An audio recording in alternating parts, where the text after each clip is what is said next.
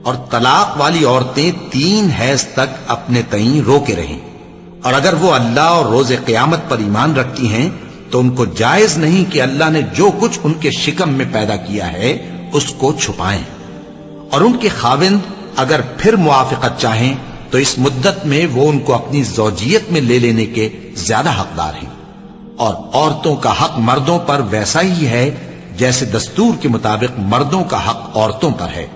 البتہ مردوں کو عورتوں پر 1 درجہ فضیلت ہے، اور اللہ غالب ہے، صاحب حکمت ہے۔ طلاق صرف 2 بار ہے، یعنی جب 2 دفعہ طلاق دے دی جائے تو پھر عورتوں کو یا تو بطریق شائستہ نکاح میں رہنے دینا ہے یا بھلائی کے ساتھ چھوڑ دینا، اور یہ جائز نہیں کہ جو مہر تم ان کو دے چکے ہو اس میں سے کچھ واپس لے لو۔ ہاں، اگر زن و شوہر کو خوف ہو کہ وہ اللہ کی حدوں کو قائم نہیں رکھ سکیں گے تو اگر عورت خاوند کے ہاتھ سے رہائی پانے کے بدلے میں کچھ دے ڈالے تو دونوں پر کچھ گناہ نہیں۔ یہ اللہ کی مقرر کی ہوئی حدیں ہیں، ان سے باہر نہ نکلنا،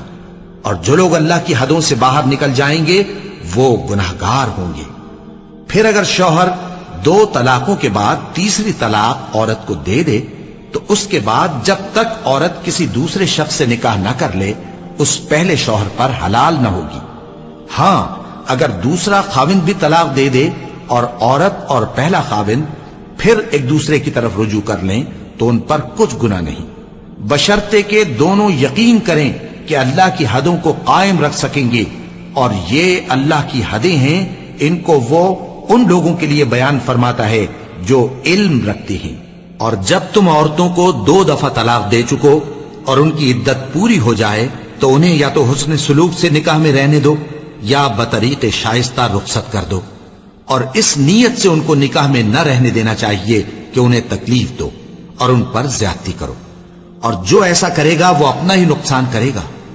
اور اللہ کے احکام کو ہنسی اور کھیل نہ بناؤ، اور اللہ نے تم کو جو نعمتیں بخشی ہیں اور تم پر جو کتاب اور دانائی کی باتیں نازل کی ہیں جن سے وہ تمہیں نصیحت فرماتا ہے ان کو یاد کرو، اور اللہ سے ڈرتے رہو، اور جان رکھو کہ اللہ ہر چیز سے واقف ہے۔